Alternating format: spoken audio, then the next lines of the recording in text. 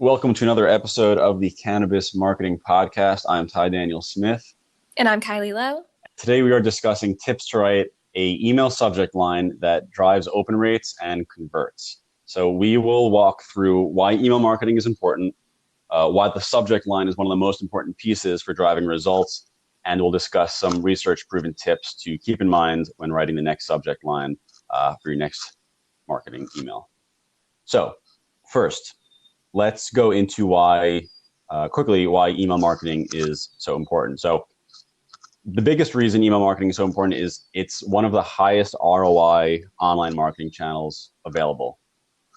So Neil Patel, if you're not aware of him, he's kind of a huge marketing person.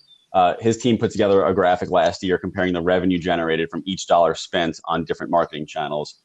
So according to that graphic, for every dollar spent on banner ads, companies generated $2 in revenue.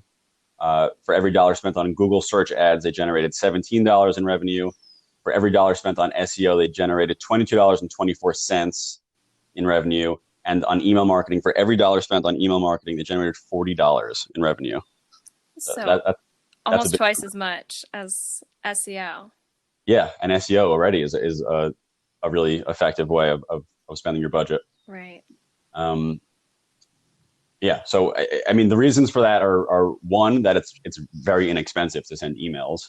An email hosting provider can cost as little as like $10 a month. Yeah.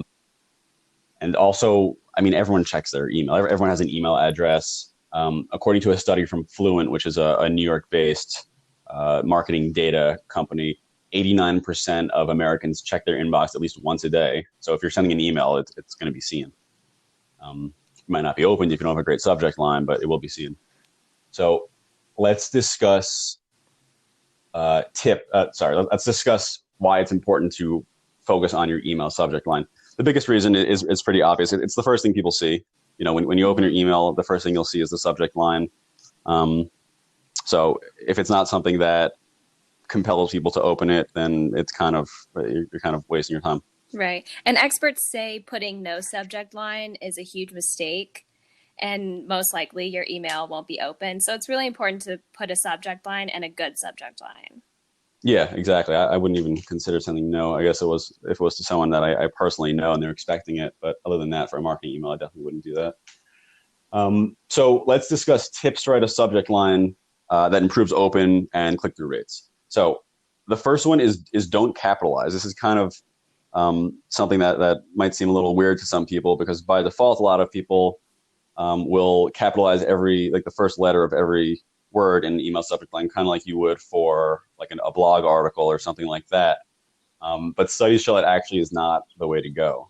So Aweber, which is a big email marketing service provider, a software company, says that subject lines that have all lowercase letters are open 35% more than emails with capitalized letters at the first word. Huh. Yeah. That's interesting. Yeah, kind of curious.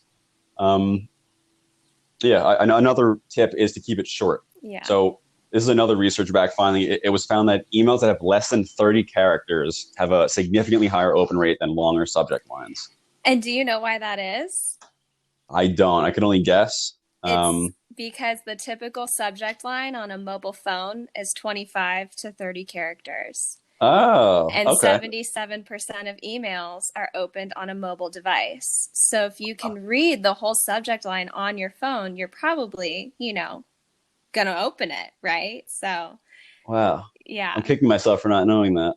Huh. Yeah, I think that was a HubSpot finding. Yeah, I think that sounds familiar now. Yeah. Yeah, so just remove unnecessary details from the subject line. Also, remove things like newsletter, like the words newsletter and update. It just kind of gives the impression that if the person misses the email, it's part of a series and they'll just catch the information in the next one. It kind of makes it seem like the content's not that important. It's just something we've picked up along the way. Next tip is to make it personal. So people want to do business with people, not large companies. So if you give them the impression that an email is being sent to a mass list and it's not necessarily geared to them, they're going to be way less interested in the contents than if it seems like it's specific to them. Yeah, it seems spammy. So, Yeah, it seems not necessarily spam because sometimes the information is important. It just, I don't know. I got a lot of stuff to do in a day. If an email isn't specific to me, then it's probably not that important. It's kind of my thinking. I'm sure people think. Right. So some ways to do that: send from a person, not an inbox. So like for example, for us, our team inbox is info@coinbound.io. I wouldn't send marketing emails from that because it seems like it's not coming from a person. So I would send the marketing email from Ty@coinbound.io, and that's what we do. Because a lot of the stuff that we send, it is personal, and it should be personal. Um, Also, if you're using an email service provider, you can use personalization tokens. If you don't know what that means, it's a personalization token is like a little line of text that you can add when writing an email through something like, I don't know, HubSpot or MailChimp, and it's going to take information from the recipient and dynamically populate that in the email. So rather than just writing like hello in the beginning of your email, you can write Yeah. hello, open bracket, first name, close bracket, and then it's going to say hello, John, or whatever the recipient Hmm. name is. Yeah. Um, that goes a long way in making it seem genuine and specific to that person. Um, Next one, kind of along the same lines, is to tailor the message to them, not to you. So, in general, I believe, and more, I think more marketing agencies are starting to see that marketing in general is more about providing value and not just taking it. And your subject line should reflect the same kind of ethos. So Very true. yeah, so rather than write subject lines like, check out our new features or whatever, so write something like, grow your Twitter following in 30 days. It should give a little bit of information about what the value is that the recipient is going to receive from it. Um, Not necessarily something that you're promoting because people don't want to be, advertised to in general. Yeah, true. Um, So, I mean, it's important to understand that everyone's audience is a little bit different. A B2C company is going to probably have find different things to work than a B2B company. If you're not sure what's going to work best for your audience, you should just A/B test it. Most email hosting providers nowadays have that feature. If not, you'll buy like the premium version, and it's not that much more expensive. And the way that will work is you'll write two versions of the email. 25% of your list will get one version.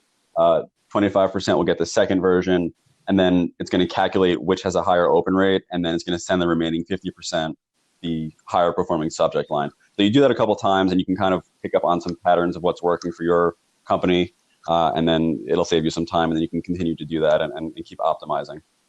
Some options that do that just off the top of my head, HubSpot, MailChimp, Constant Contact. I'm sure most nowadays are capable of that, but those are just some that I know do have that capability. I think that is going to wrap it up. If you have any questions about how to optimize your email subject line, just shoot us an email, info@coinbound.io. We'll lend a second pair of eyes. And if you found this episode valuable, please remember to rate and review us on Apple. It goes a long way in helping us produce more content and continue talking about interesting stuff like this.